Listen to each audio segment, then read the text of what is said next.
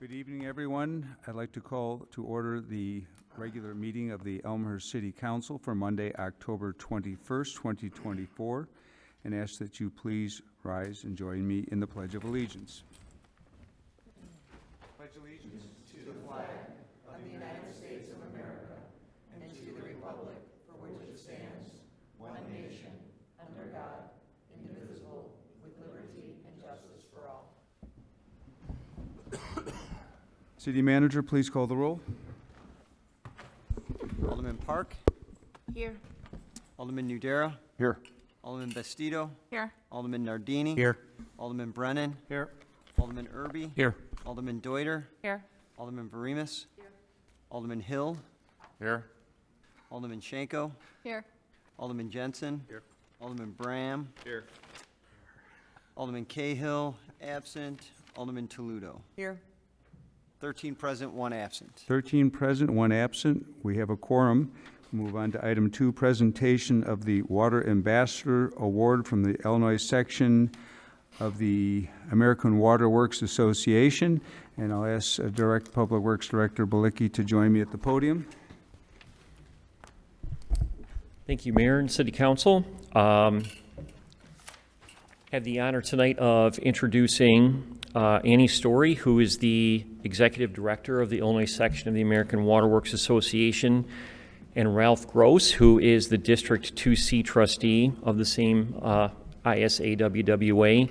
They're here to present the city with the Water Ambassador Award for this year. And so as to not steal their thunder, I know they have a short presentation. I'm going to turn it over to Ralph, and he'll say a few words about kind of what this means in presentation of the award for the city. Thank you, Stan. Well, good evening, Mayor Levin, members of the City Council, and members of the audience who have been able to join us tonight. It's an honor for me to be here tonight because today is a special day in the history of the City of Elmhurst. I'm Ralph Gross, as Stan said, District 2 trustee for the Illinois section of the American Water Works Association, and District 2 covers essentially DuPage County. So who are we? We are the Illinois section of the American Water Works Association, which is an organization that provides resources, education, and training to our 2,400 member water professionals across the state. The Illinois section is one of the largest sections in the AWWA, which has over 50,000 members across and throughout the world. We are truly all part of a global water community. With the presentation of this prestigious gold level award, the City Council, your administration, operations and maintenance staff, and the residents of Elmhurst have yet one more reason to be very proud of the City of Elmhurst and the fine work that you all perform for your residents. So what is the Water Ambassador Award? To give you a little bit of background, in 2021, the Illinois section rolled out a new initiative called the Water Ambassador Program. The program's objective was to elevate public perception, promote conservation of water, and consumer education of the water industry to municipalities, government, and its citizens, the consumer. To accomplish these goals, a new communication platform of educational and promotional content was created to provide information in a manner that's relevant, engaging, and consistent for municipal water suppliers, their communities, and the public consumers that they serve. They set up a schedule of programs, accomplish these educational programs, initiatives, and objectives throughout the year. Elmhurst, when this program rolled out, Elmhurst did not hesitate to engage in this program. Your Public Works staff has done a remarkable work with the council, administration, and Public Works employees and education, especially the public, in promoting the value of one of life's most precious and available resources, safe, clean, and abundant drinking water. As an aside, I'm very proud of the history that I've shared over the years with the City of Elmhurst, starting with great men that I started out with, Mayor Abner Gannett, Manager Bob Palmer, and Tom Borchert, who was the director back in those days. They became mentors when they were intimidating the heck out of me.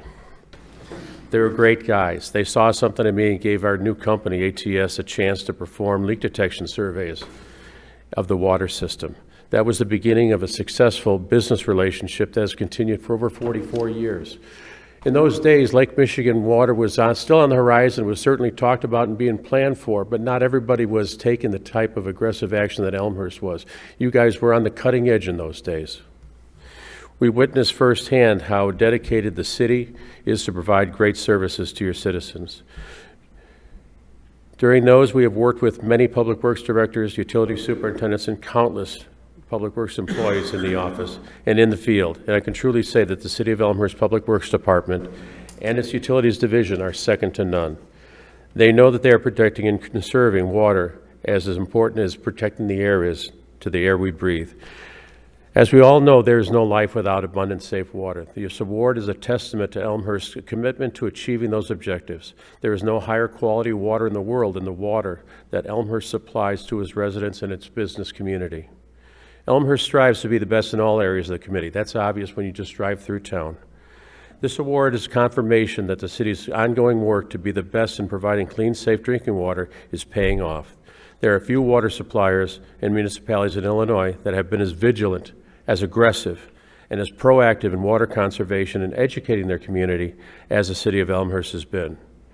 In fact, this year, Elmhurst is one of only 21 communities, water suppliers in the state of Illinois, to have achieved the gold level award for the Water Ambassador.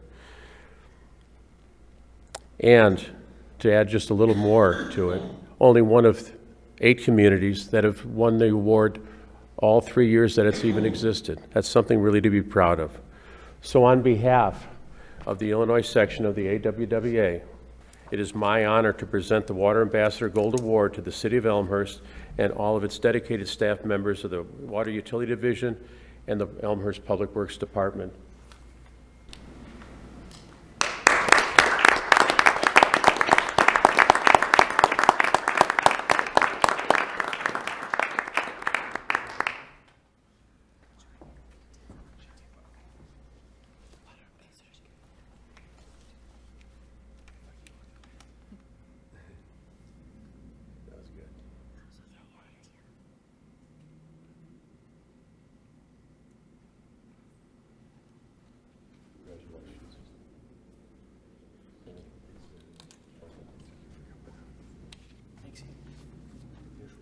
Just a few, yes.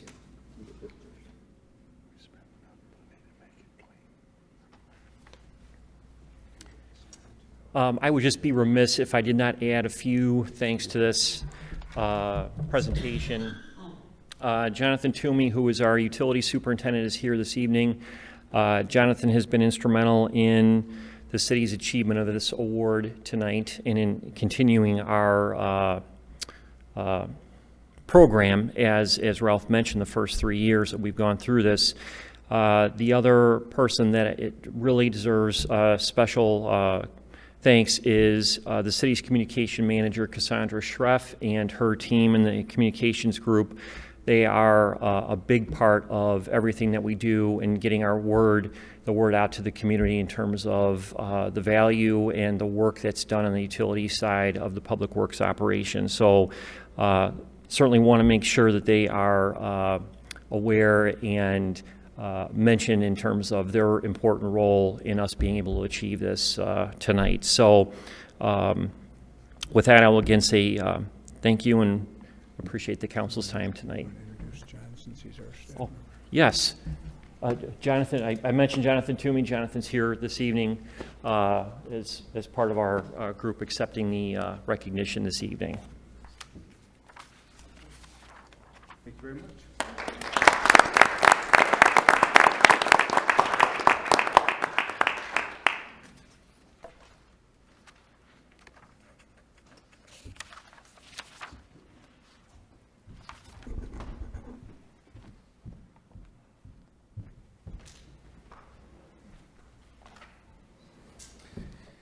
All right, another fine honor, which we appreciate very much.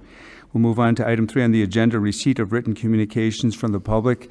In addition to any that may have been posted, is there any member of the public that has a written communication that they would like to present to the council? If so, please come forward and present them to Clerk Tamer.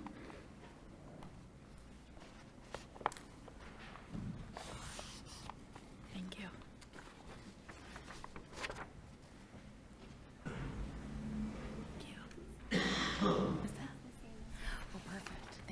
Thank you.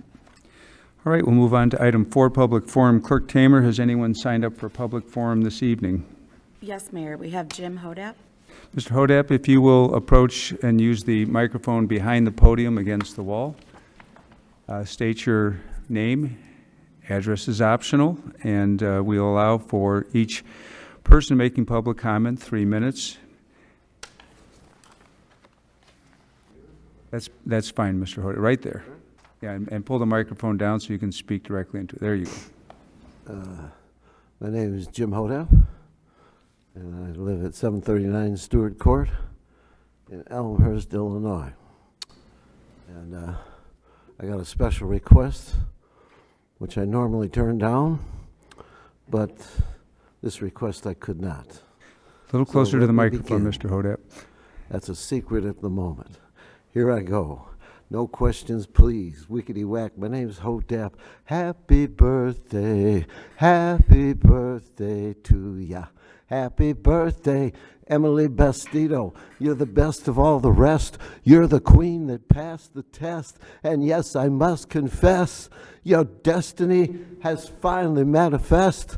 The alderman of the hip-hop nation, the weed of creation, the worth of the earth, the mystic girth of this mighty old oak is no joke. And just in case anyone in Elmhurst wants to know, I'm the GOAT.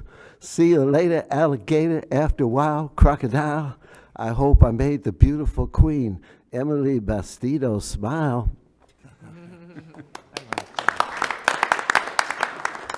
That's no more outbursts like that. All right. Well, Emily, happy birthday, Alderman Bastido. Did anyone else sign up for public We forum? did. Any other rappers? No rappers, I All don't right. think. Tom Altergott. Mr. Altergat, Hard one to follow. please state your last name. Address is optional. Tom Altergott, 144 South Rex, in a formerly known as College View neighborhood. I'm not sure how to follow that rap. Pretty amazing. But I attended the Development Planning and Zoning Committee meeting on Tuesday, October 15th. During this meeting, the topic of window wells and a side yard setback was addressed by both public comments and by city official presentations. During a public comment made by a builder, he mentioned the need for a window well for escaping a house fire from within a basement, as well as allowing emergency workers basement access.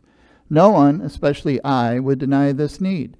My point all along is that it should not be within a side yard setback when our zoning ordinance clearly does not permit it. When City Council looks under the existing zoning ordinance, it finds the terms yard and setback defined in Article 13, Rules and Definitions, Chapter 22, Section 292. Setback means the required minimum horizontal distance between a property line and a building measured to the exterior face of the building. Yard means an open space on the same zoning lot with a building or structure, unoccupied and unobstructed from its lowest level to the sky, except as otherwise permitted in subsection 2246C, which subsection 2246C then lists the permitted obstructions and required yards, and window wells are conspicuously absent among the permitted obstructions. Turning to the red line draft version 2.0 of the ordinance rewrite, I found the proposed definition for yard and setback in Chapter A2 Definitions and Measurements, Section N, Yards and Setbacks. It does not contain any language requiring the yard and setback to be clear from its lowest level to the sky. Also, there is a new table of permitted encroachments which allows window wells in all required yard setbacks. As of yet, the table merely states that window wells are allowed without any restrictions on size, height, encroachment length, or distance from neighbor's property. Remember that today our zoning ordinance does not allow window wells in a side yard setback at all. Despite that, we have seen that the city has decided not to enforce it, resulting in numerous incidents of property damage caused by excavations for these very same unpermitted window wells. Now city officials want to allow unrestricted window wells in the setbacks. How many damaged properties are too many before public safety and protection of property return to the top of priorities for our city management? I implore the council to think hard about these proposed window well allowances before voting for their approval. Thank you. Thank you, Mr. Altergat. Christy Ainge. Zange? State your name, address, optional. Hi, my name is Christy Ainge. This past summer, Elmhurst reached a milestone addressing citywide flooding. I'm sure it was not an easy effort, and I applaud the city for the work that has been done. There are, however, some facts that may have been forgotten or are unknown. The city's flood plan recommended 17 acre-feet of stormwater storage for Pine Avon and 4 acre-feet of storage for Geneva. 4 homes were purchased and demolished to provide the 4 acre-feet of storage at Geneva, and the Golden Meadows Improvement Project was able to provide 12.2 acre-feet of storage, working with the Park District. There is a glaring discrepancy in the storage value for Pine Avon. The remaining 4.8 acre-feet of floodwater was left as overland flooding of the streets and yards. This leaves the homes at risk of flooding. What further exacerbates the flood risk is the rainfall itself. Bulletin 70 was used to define the 100-year storm event of 7.58 inches of rainfall. Today, Bulletin 75 defines the same storm event as 8.57 inches. That is a staggering increase of 1 inch, or 13% increase of rainfall for this storm event, meaning designs based on Bulletin 70 may no longer be adequate for the current standards set by Bulletin 75. Furthermore, new development across Elmhurst follows a stormwater zero offset policy that will be costly to a developer. This zero offset policy is a good start for helping control stormwater. But the reality is, it is a one-time implementation and the rainfall is not stagnant. If we develop any of the green space, there is going to be additional runoff that will eventually reach Geneva and Pine Avon. For the green space neighborhood, there is already a shortage of stormwater storage. Taking away the green space and therefore taking away a significant amount of stormwater storage jeopardizes the neighborhood.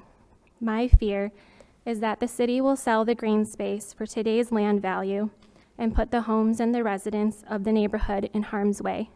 Then, only to realize the detrimental impact and realize the need to reconstruct open space for stormwater management. If that happens, in addition to the cost of constructing stormwater improvement, will the city buy back the same land for the future cost of land plus improvements, recalling the city memo valued each new buildable site at $1.5 million to $2 million? Or will the city aim to buy the more affordable housing in this neighborhood and demolish it? To me, both of these options would be a huge loss to the city, either by loss monetarily or by loss of affordable housing. Please reconsider the sale of the green space between 3rd and Schiller. The green space, as is, provides so much benefit to the city by means of stormwater management, recreation and safe passage, and sustainability. Thank you, and happy birthday. Thank you. Clerk Tamer? That's it, Mayor. All right, that's the end of the list of those who signed in to make public comment. Is there any member of the audience that would like to make public comment but did not have the opportunity to sign in? If so, raise your hand. Seeing none, we'll move on. Close public forum. Move on to, to announcements. Are there any announcements from the dais? Alderman Nardini? Oh, I'm sorry. It's Alderman Hill.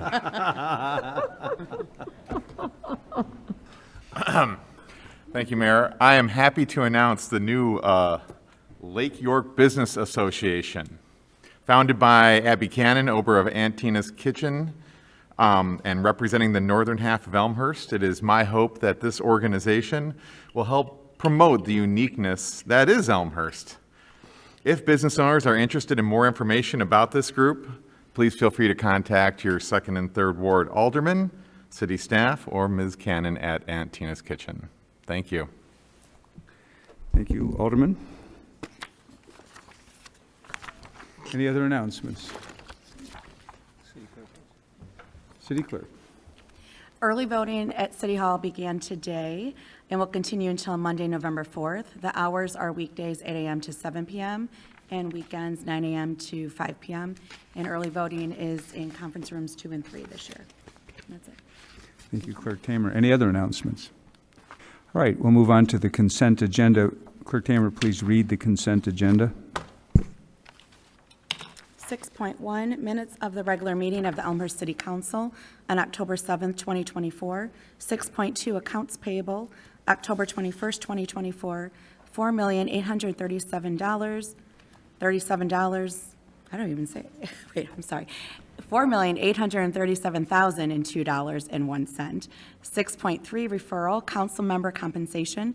6.4, appointment of Linda Marr to the Senior Citizen Commission. 6.5, report consultant services renewals. 6.6, report, fifth extended memorandum of understanding with FOP Lodge 81. 6.7, report 2024, Dan Gibbons Turkey Trot. 6.8, report 2025 GIS Consortium Service Provider Contract.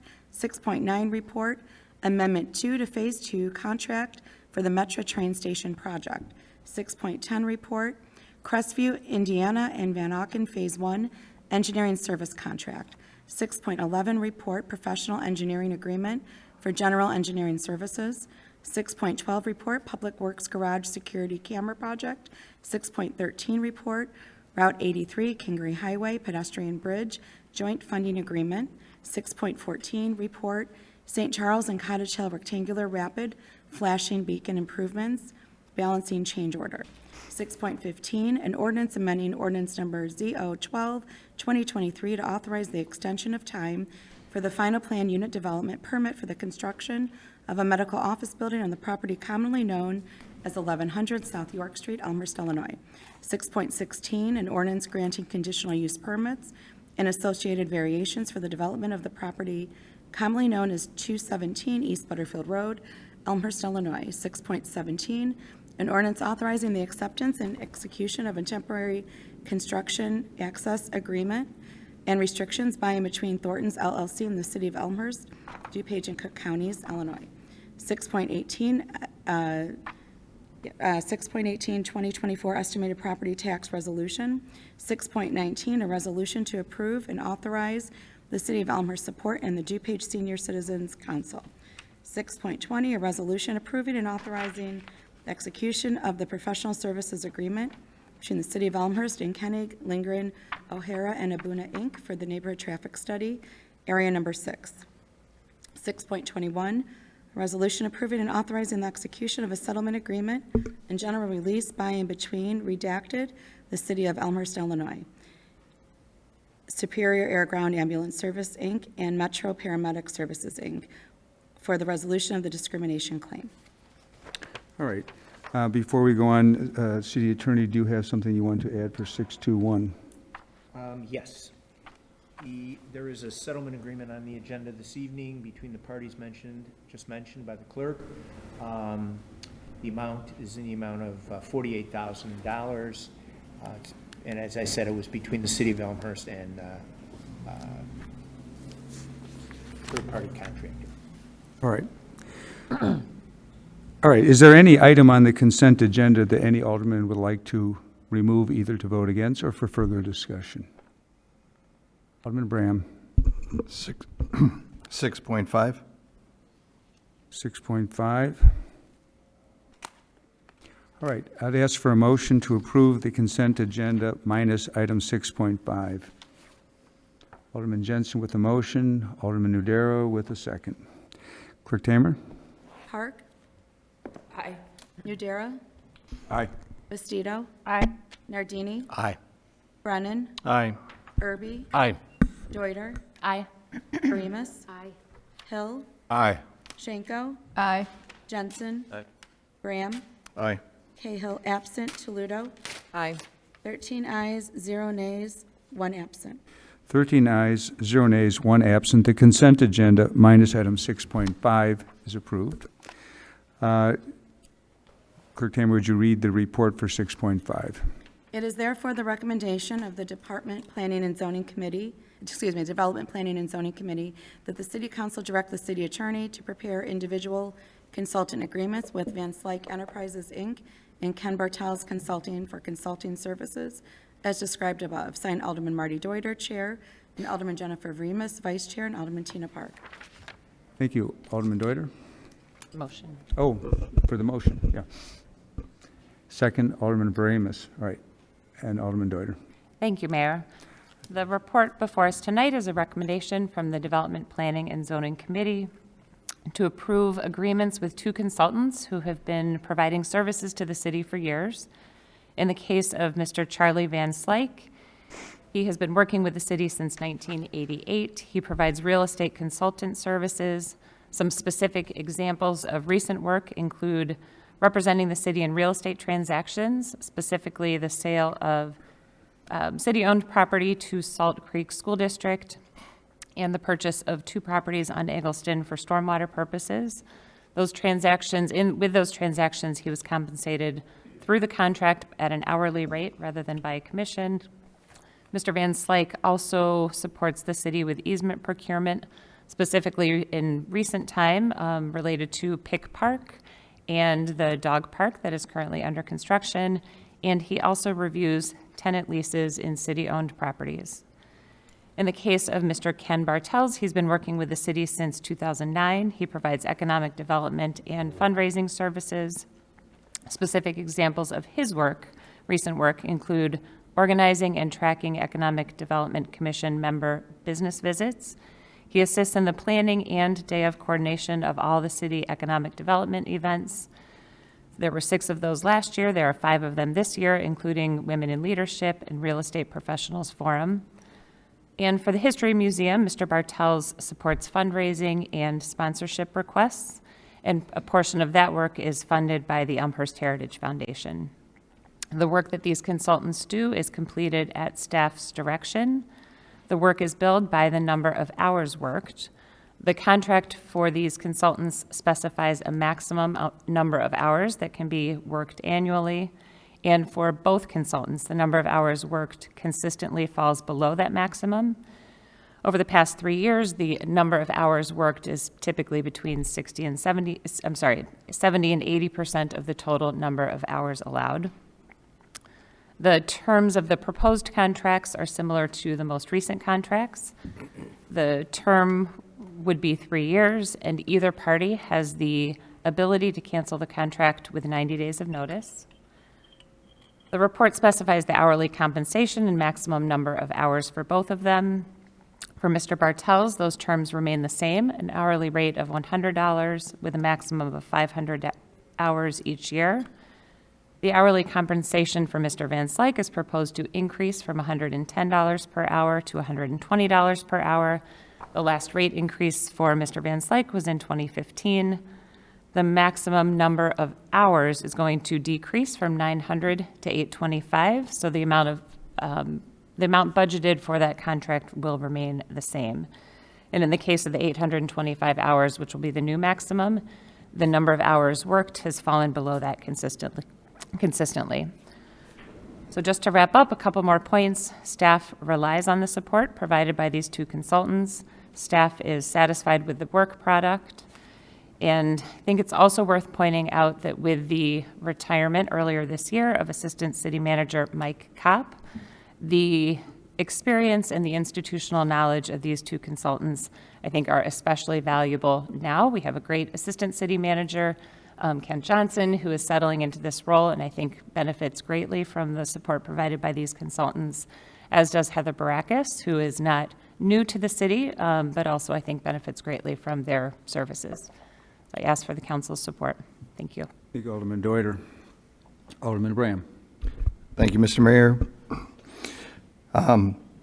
I spoke to this topic, so I'll try to be brief during budget cycle. So approximately this time last year, I feel that due to our current staffing, FTE or full-time staffing that we have business development manager, we have economic or business development manager, communication manager, which I know that Mr. Bartels or KBC no longer is one of his criteria or one of his roles, but that was in the past. Due to the full-time employees that we do have, I see a lot of overlap or redundancy with the consultants and our full-time employees.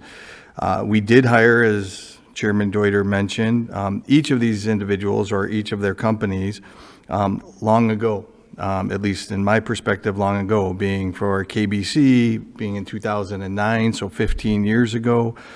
and Vance Lake Enterprises even further back in '88.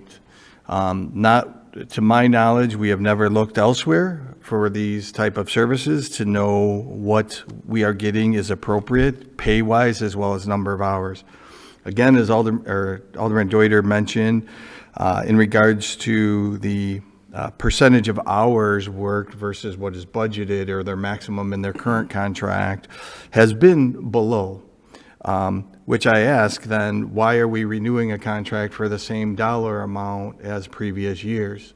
Typical accounting practices is take the average dollar amount over the past 3 years, and that should be the current budget item, and therefore reflect here the current contract dollar amount for both of these individuals, which would be relatively lower.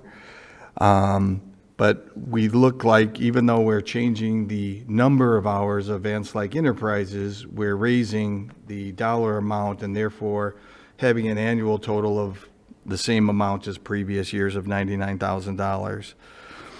I do understand that it's a very well-written report, so thank you to the committee as well as staff in regards to multiple examples, and Alderman Deuter made mention of some of those examples during her discussion on this topic. But I find it not of good use or resources to be sending a consultant who gets paid $100 an hour to go to the same meeting that one, if not two, if not three staff members are going. I took an analysis of 2023, and these are all development economic meetings, from subcommittees to the Economic Development Commission meetings, and every single time, one, if not two, most of the time, two staff members were at the same meeting. What is the benefit of having a consultant that we're paying $100 an hour to going to the same meeting that we have two staff members going to?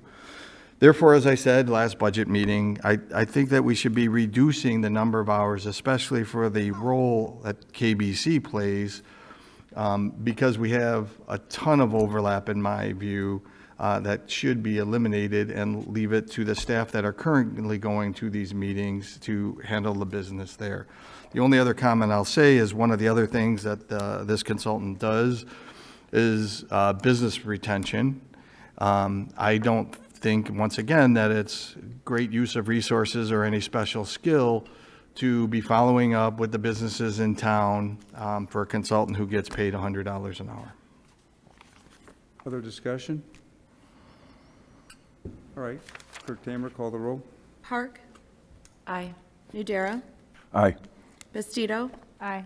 Nardini? Aye. Brennan? Aye. Irby? No. Deuter? Aye. Barimas? Aye. Hill?